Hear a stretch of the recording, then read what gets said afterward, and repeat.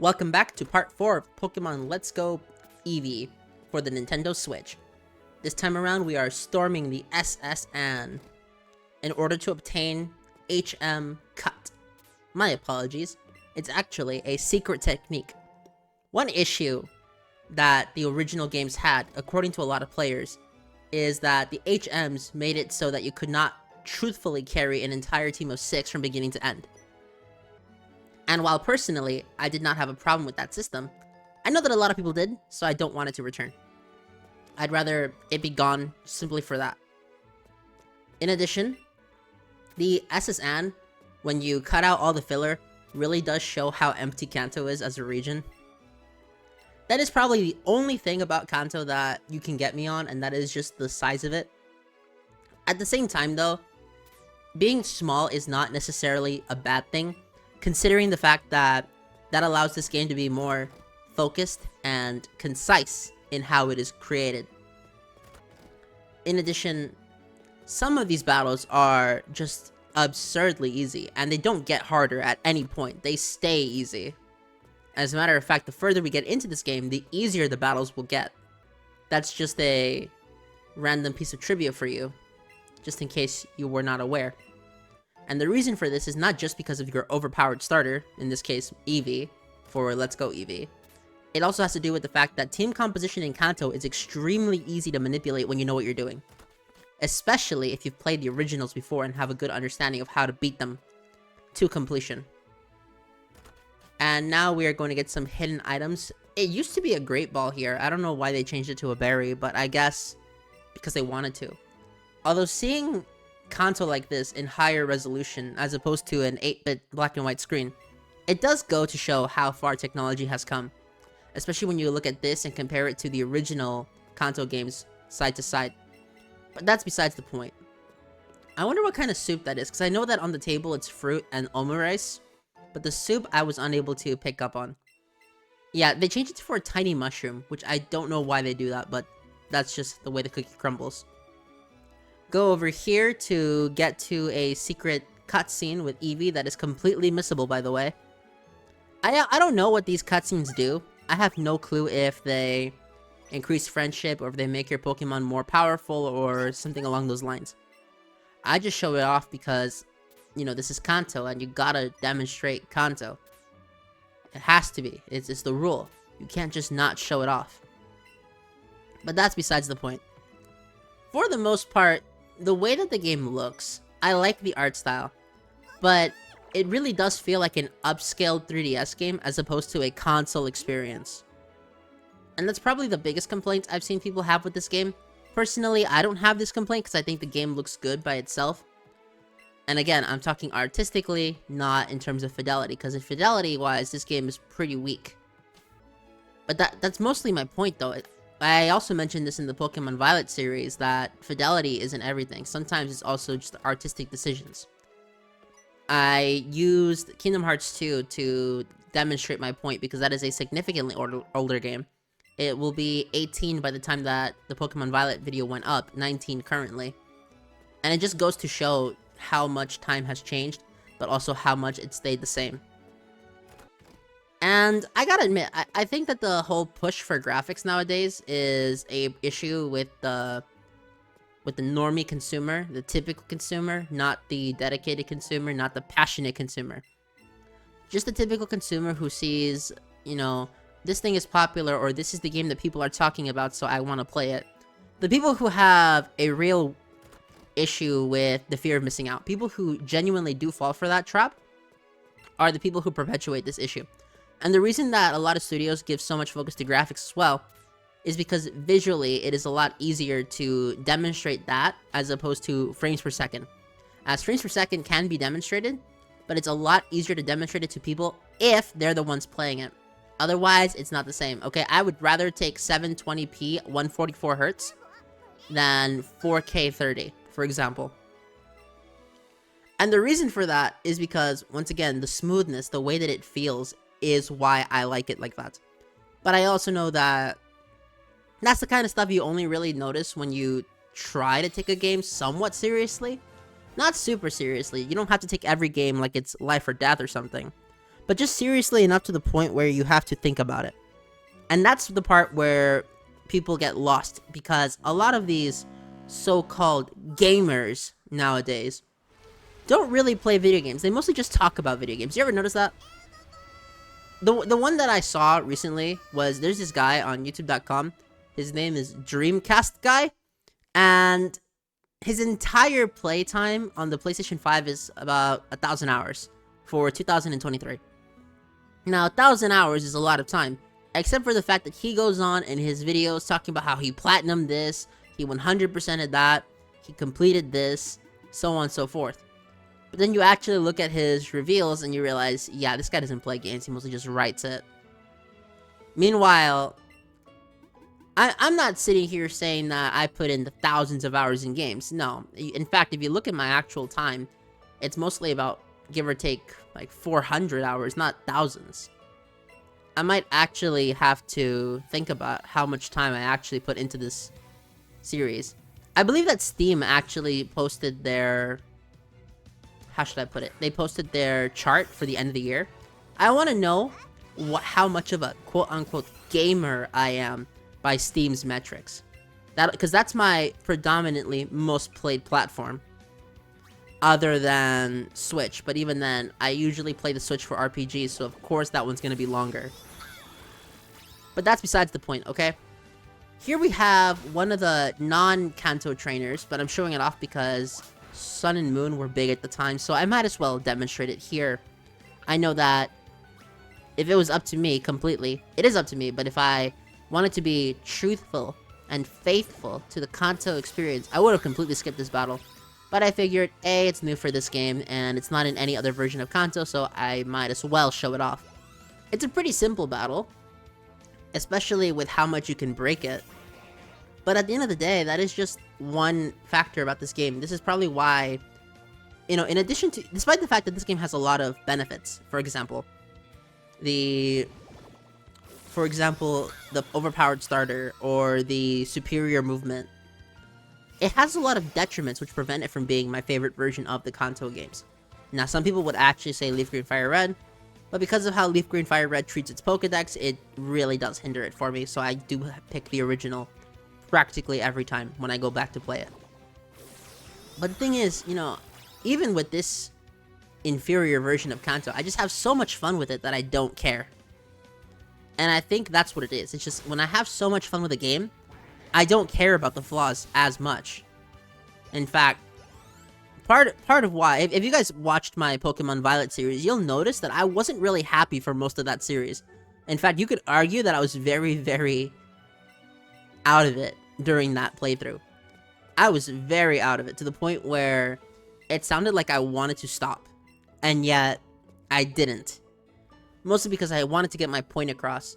Although, it was very difficult to get my point across when my opponent, who is a male, argues like a woman, and that being irrationally and emotionally. But that's besides the point. It was still a fun conversation. I did enjoy the recording, but that's just the way the cookie crumbles when it goes down the way it goes down. After this, I believe I'm going to be doing the route to the right of Vermilion so I can get some experience points, just so that I don't get absolutely destroyed by Lieutenant Surge, even though we're already at his level. I know that in Yellow he was level 28, but in this game I believe he should be lower than that. I believe he's 24. I have to check again because it's been a while since I actually recorded this footage. Still, this is one of those games that I just have so much fun with. From beginning to end, you have no idea. You have no idea how much fun I have with this game. And yet, I do. And these extra trainers just make the traversal so much faster. Catching extra Pokemon that I don't need make getting levels even easier, and that's partially the fun of it all. Just having the ability to gain massive experience by capturing Pokemon is honestly a feature that I really like in the base games. That's something that I think X and Y did right, give you experience for capturing. Other games in the series used to not do that, and I don't blame them for not doing that because that's just not how the games were designed. But ever since they started doing that, man, it's just night and day, really. And also, our King of Carve, Magikarp, Oh, has finally evolved into a Gyarados. And with this Gyarados, we are going to be cleaning house effectively because Gyarados is one of the strongest physical attackers in Gen 1. And because of how Gen 1 works, especially due to a lack of abilities, I could actually run Gyarados as a semi-special attacker and be just fine. I won't be doing that because I am smart enough to put physical moves on my Gyarados, but it is something that I could do if I really, really wanted to. Still, a lot of these battles really do show how easy this game is. And again, if my only complaint about a game is that it's easy, for the most part, your game is fine. In fact, I would argue it's great. Personally, I like more difficult games. I like games that, really push me to try my best and play at the highest level. But not every game is going to do that, especially not Let's Go, which is a game designed for the casual market. The epitome of the casual market. And that is one thing that I find so interesting, is that the casual market's actually the biggest consumer base. But at the same time, the casual market just baffles me. You would think that the casual market joins these series because it's doing what the hardcore market wants. Because the way I see it, one of the things about a lot of series that I notice when they become mainstream is that they lose the original people playing it. And it really does become irksome in a way. Because I'm thinking to myself that people are joining the new stuff, and then coming back to this because they're joining the new stuff because they themselves want something different. But once too many of the casual market infiltrates a series, it goes back to how it was before they infiltrated, only in terms of the quality of the product. And the hardcores no longer care because they're gone. Okay, I'm not against having a mainstream series. Okay, Pokemon is about as mainstream as you can get when it comes to video games. But in a way, it just feels like they dumb it down every generation. I thought that Pokemon was simple enough in the originals, Gold, Silver, Crystal, Emerald, Ruby, Sapphire, and, Diamond, Pearl, Platinum, Heart Gold, Silver, Black and White 1 and 2. But maybe I'm wrong. Maybe Leaf Green Fire Red had to add the tutorial because too many people were getting stuck. I don't know if that's true or not, but it really does seem like it. I swear, it's as if that with every game that comes out, year after year, developers respect the intelligence of the player less and less. You ever notice that? I think that the only game that came out in this year that, well, I think it was last year actually. I don't know when it came out. But effectively, the only games that respect player intelligence seems to be Souls games. Obviously, there are others. There's probably some indie games out there. But a lot of games nowadays just don't. They insist on telling you everything instead of letting you, the player, discover it. But that's just me. I don't know about how anyone else thinks. And I mean, look at this. This is a joke. There's nothing this Voltorb can do. I'm faster than a Voltorb, actually. I just realized that. Kind of funny. Very funny, actually. And this is just a huge issue with Generation 1. Just how much you can break it when you know what you're doing. If you don't know what you're doing, then yeah, Generation 1, the original Generation 1 and Leaf Green Fire Red will defeat you. Okay? But this game, I don't know. There was another YouTube content creator, I think his name was Arlo. He actually said that this game was pretty hard because he wasn't using the starter. But the thing is, even I did a non-starter run of this game before. It's not that much harder. In fact, I would argue it's still easy. Maybe it's just because of how people play games nowadays. But, once again, I'm not sure about that. We use the Bouncy Bubble to kill the Eevee. And, in all honesty, that's probably gonna kill the Pikachu this turn. Doesn't even matter. Oh, never mind. Okay, we're getting to a point where Pokemon are surviving the Eevee attacks. But that immediately goes away once we start out-leveling everything. Once that happens, everyone's screwed up. Completely. And there is nothing that they can do. We defeated another gentleman, and then I realized that they actually changed the puzzle It's no longer a puzzle and just, you gotta find the trash can. That's it. The trash can puzzle itself, because it doesn't reset, it doesn't frustrate people. But it also gets rid of the actual puzzle. It is a puzzle. It can be solved. It's just not easy to solve it. Albeit there was a glitch in the original Gen 1 that made it so that the puzzles piece could become the top left one without rhyme or reason. And when glitches like that happen, something just goes off. Okay, something's not right. But see, this was the original. That would have reset the puzzles. But it didn't there. That's just one of those things that I find interesting. And now we fight Leader Machis, or Lieutenant Surge in the English version. He talks about the Pokemon War. But we never see this war. I kind of wish we got to see the war. I think that the M-rated Pokemon game that they're never gonna make would be about this war. I kind of do wish we get a M-rated Pokemon game, but it's never gonna happen. Okay, this series is too mainstream to do that. It would probably be Japan only, and even then it would probably sell terribly. So it wouldn't work too well. But that's besides the point, okay? So the Voltorb here actually looks like he might pose a threat because he's surviving our hits. But honestly, I doubt it. I completely doubt it. From beginning to end. This Voltorb is screwed. And so is Lieutenant Surge as a whole. I mean, there's no difficulty here, again. The thing is, the game isn't trying to be. And that's why I'm not too much that's why I'm not agonized by it. I think it's fine. And I know that the older games still exist, so I might as well go out and play those. I know that for a lot of instances, sometimes you just have to question what they've done with this series, because when Pokemon does well, they do things really well. But sometimes when they mess up, it is noticeable. It is mad noticeable that they messed up. And that is no good. I don't know why I said it like that, but that's just the truth. That's the way the cookie crumbles, ladies and gentlemen. And now we have his Raichu. Grr.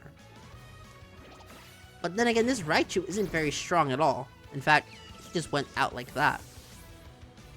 Now, I know someone's saying, you're not supposed to use the 2 players like this. But who cares? The game gave me the option to do it, so I'm going to be exploiting the game for everything it gives me. I understand the intention behind this was to have 2 people playing. But that's not how it's like in practice. In practice, it's just 1 person with 2 controllers. It's still cool, though. It really is. We got his autograph. But we also get the Thunderbolt.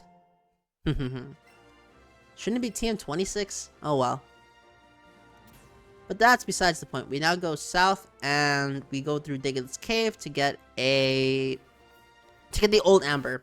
So once again, proving that the super fight, the fight against the super nerd Miguel, was actually plot relevant, so it was worthy of showing. We go north here through Diglett's Cave, which has seen a significant upgrade since it was last seen in Red, Blue, Yellow, Green. Albeit, it's still not as good as the Heart Gold, Soul Silver Diglett Cave, mostly because that Diglett Cave had more to do in it. But that's the case of a remake adding more to a video game, so it's not truly fair. But at the same time, this is also a reimagining. It's closer to the Link, so it's like closer to Link Between Worlds as opposed to Link Between A Link to the Past. So it's more like a reimagining, meaning that using remakes would probably be unfair. But that's just the way I see it. I'm not sure how other people see it. This game really does just shower you in items as well. They really want you to have an easy time through it. And I get it, okay? I really do get it. But every time I notice it, it just becomes more and more apparent that I did not earn any victory in this game. The game just gave them to me. Again, I'm not the target demographic of this game. This is a children's game through and through. So I'm not going to go against it. But this is still better than Scarlet and Violet. No one can convince me otherwise. Can't. Scarlet and Violet are not good games to me. I think they're pretty bad. And I don't understand how people praise it so much when honestly it doesn't deserve it. I think that the only people praising it are the people who actually enjoyed it from the beginning, and those who weren't praising it have left, which has just lowered the standards again.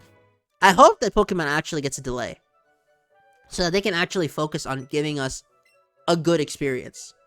I don't care if it's on Switch or Switch 2, I just want them to put it, well. Excuse me. And that's just how I see it. Now, the rival actually offers to take us back to Cerulean, but thing is, I'm not a casual. I know that the old Amber is here. I've played through this game an unbelievable amount of times. They're not gonna get me with that. No way in hell. No way. Even though they might think they can, they will not. And then we go down here for some good items that also exist in the original games, only a Leaf Stone is not what's supposed to be there. I believe it's a rare candy and a Carbos and a Zinc. But here they decide to add more generic items to make things easier on you, the player. We go north and we end up at the museum. You'll notice that there's a lot of cutting to different locations in this game, simply because I believe in your intelligence. I think you know exactly what I did between these cuts, and that you don't need to see it. Which is something that too many people don't do anymore. They'll tell you. They'll always tell you. Completely disrespecting your intelligence. But yeah, it's pretty fun. We'll now be heading off to the Pokemon Center to save the game. And overall, I can say that this was a very productive episode. We got quite a lot done in this episode. We started in Vermilion. We defeated the SS Anne. We got the secret techniques. We defeated Lieutenant Surge and got some story-related items. All we're doing now is healing our Pokemon and then finishing our quest for the day. Therefore, for now, I want to thank all of you so much for watching. I hope you all enjoyed. If you did, and comment on this video and share this video, because I want as many people watching this as possible. And question of the day, what is your favorite Pokemon from Kanto? And question 2, what team did you first use to defeat a Kanto game? Have a nice day.